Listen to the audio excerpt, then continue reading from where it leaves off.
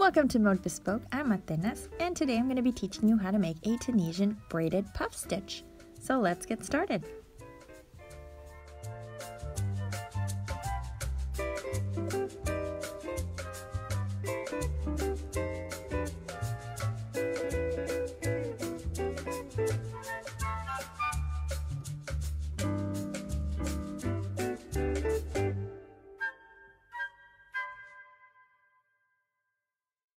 So we're going to begin with a slip knot, and we are going to chain 20.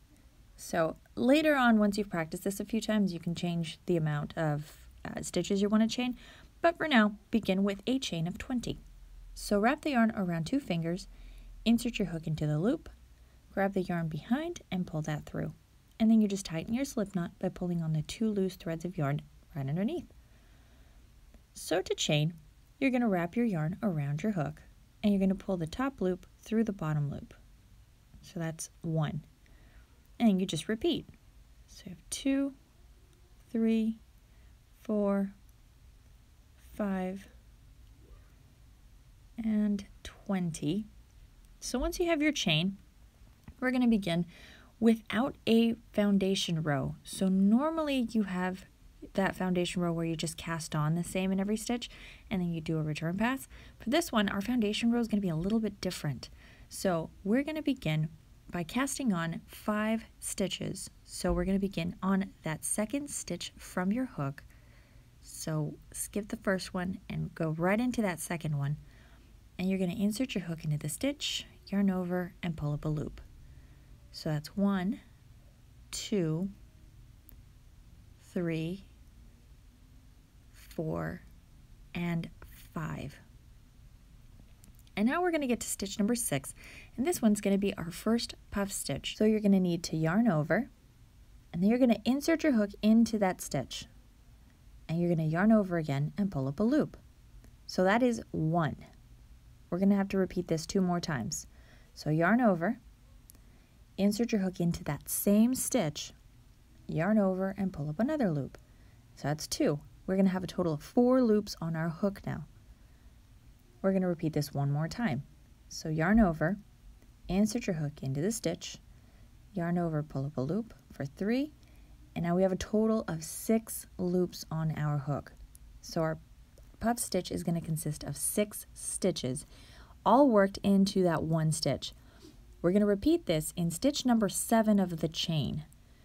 So yarn over, insert your hook, yarn over, pull up a loop for 1, yarn over, insert your hook, yarn over, pull up a loop for 2, and yarn over, insert your hook into the stitch, and pull up a loop for 3. So you're going to insert your hook into the stitch 3 times, but you're going to yarn over before and after each time you insert the hook into the stitch.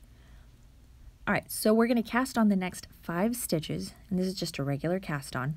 So insert your hook into the stitch and pull up a loop for 1, and then 2, 3, 4, and 5, and then we have to make another puff stitch.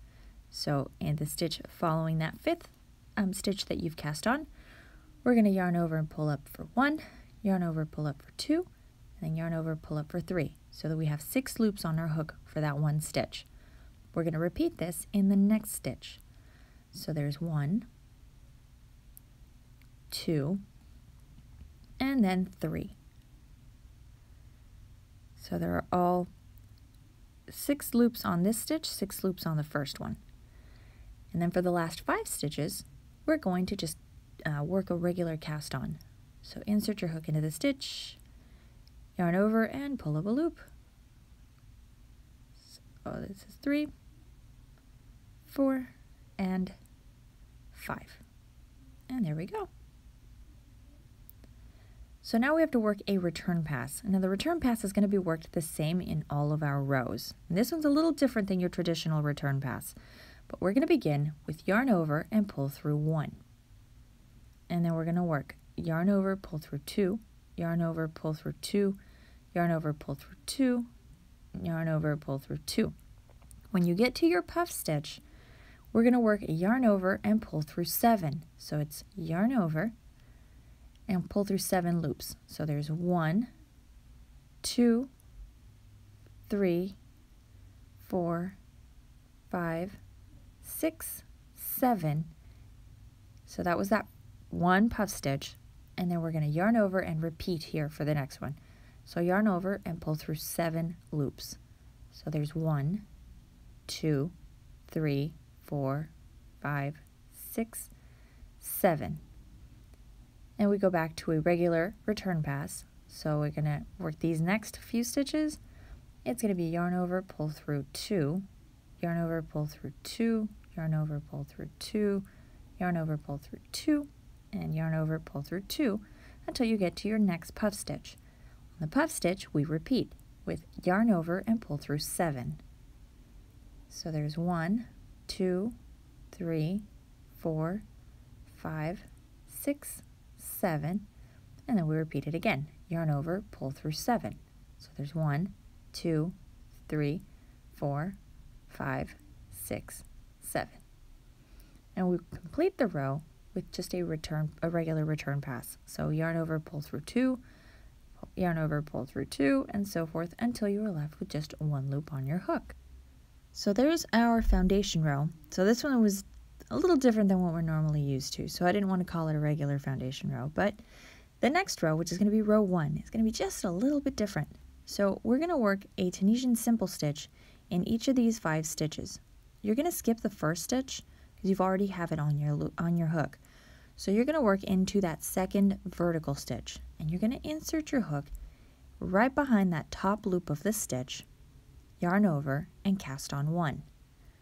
You're going to repeat this again in the next 4 stitches. So insert your hook behind that top loop of the stitch, yarn over, and pull up 1. So cast on here 3, cast on for 4, and 5. Once you get to your puff stitch, you're going to need to find that center space between the stitches. So it's going to be right between both puff stitches. And in that space is where you're going to crochet both puff stitches. So you're going to have the one on the right and then also the puff stitch on the left. Both of them go into that stitch. So we're going to yarn over, insert our hook into the stitch, and pull up a loop for 1, 2, and 3. So there's our first puff stitch. And now we repeat in that same stitch for the next one. So there's 1, 2, 3. So all of our loops are worked in that one center stitch between the both puff stitches of our previous row. So now go into the next vertical stitch following your puff stitch, and you're just going to cast on. So it's just a Tunisian simple stitch.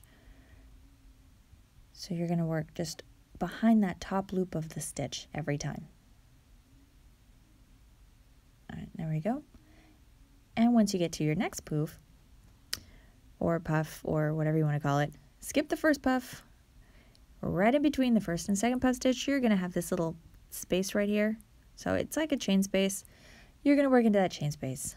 So we're going to pull up 1, 2, and 3. So there's our first puff stitch. Now let's go to the second one. So that's 1, 2, 3. So that was the second puff stitch. Oh, but I dropped my yarn there. So there we go. And then for the last few stitches of the row, you're going to skip this puff stitch and go into the vertical stitch right after that. And you're just going to cast on a Tunisian stitch for each of the remaining stitches of the row. So there's 1, 2, 3, 4, and that 5th stitch, so it's the 5th and last stitch, we're going to work into this last stitch right here. So just insert your hook behind both threads of the stitch, yarn over, and pull up a loop. And we have cast on row 1. Now in the written instructions, you're going to see this bottom one as our foundation row. So let's do our return pass for row 1. So yarn over, pull through 1, and then yarn over, pull through 2, yarn over, pull through 2, yarn over 2, yarn over 2, until you get to the puff stitch. Now the puff stitch, we're going to do the same thing we did in the previous row. So yarn over and pull through 7.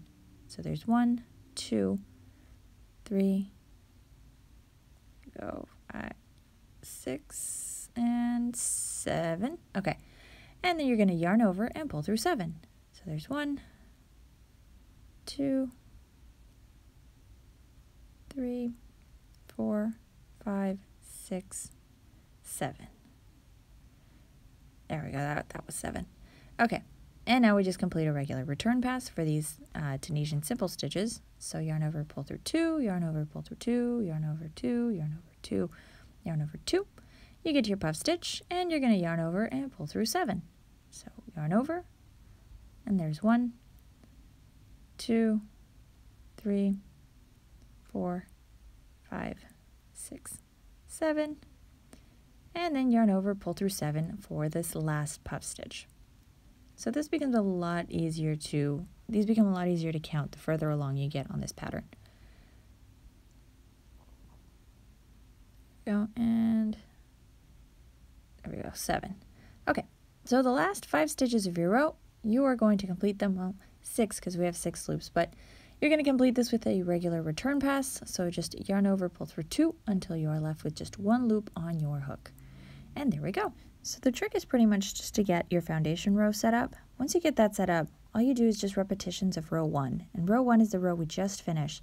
So we'll work on one more row together, and then after that, just complete several more rows, and then I'll teach you how to do a bind off for this stitch. So let's begin again here. So we have the first 5 stitches are all Tunisian simple stitch. So just cast on 1 stitch for every Tunisian stitch of the next 5 stitches, or the first 5 stitches, I should say. And then you're going to get to this puff stitch. Now here, you're going to need to use your fingers a bit to find where that chain space is. So just move the stitches around a bit and you'll find the chain space. In that chain space, you're going to crochet all of your puff stitches. So we were handling them as 3 puff stitches a piece, or 3 stitches per puff stitch.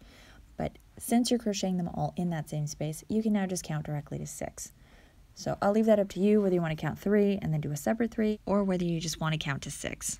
So I'm just going to count to 6. So there's 1, 2, 3, 4, there we go, 5, and 6. So there's the puff stitch. So the point is to have 12 loops on your hook, because there's 6 for one puff stitch and 6 for the other. All right, so the next 5 stitches, we're just going to Tunisian simple stitch. So we're going to cast those on. And then we get to the puff stitch again. So we have to find that chain space and work our 2 puff stitches. So just make sure you end up with 6 loops on your hook. And there we go.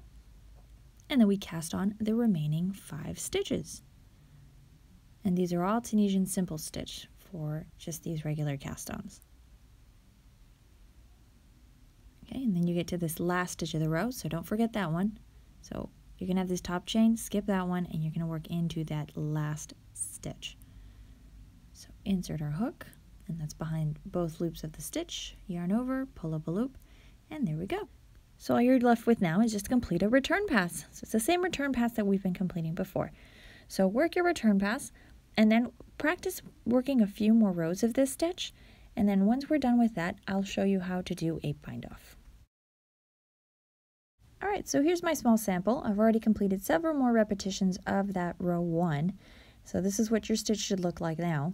So now to close off all of these open stitches here at the top, we're going to do our bind off row. Now this is just going to be worked with a row of slip stitches. So we're going to skip the first stitch and go into that second vertical stitch of our row. And for this, you're just going to insert your hook in between the front and the back loop of the stitch and just go all the way to the back. You're going to yarn over and pull up a loop, and you're going to slip stitch. So pull this top loop through the bottom loop on your hook, and then repeat in the next stitch. So insert your hook right in between the both loops of the vertical stitch, and then you slip stitch. So go into the next one, slip stitch, into the next one, slip stitch, into that last one, and slip stitch, and then you're going to get to the puff stitch. So you're going to see the stitch here at the top. That's where you're going to insert your hook. So you're just going to insert your hook right into that loop, so right below it, yarn over, pull up a loop, and slip stitch, and then repeat in the next puff stitch. So insert your hook, yarn over, and slip stitch. And then just continue to slip stitch in every stitch of your row.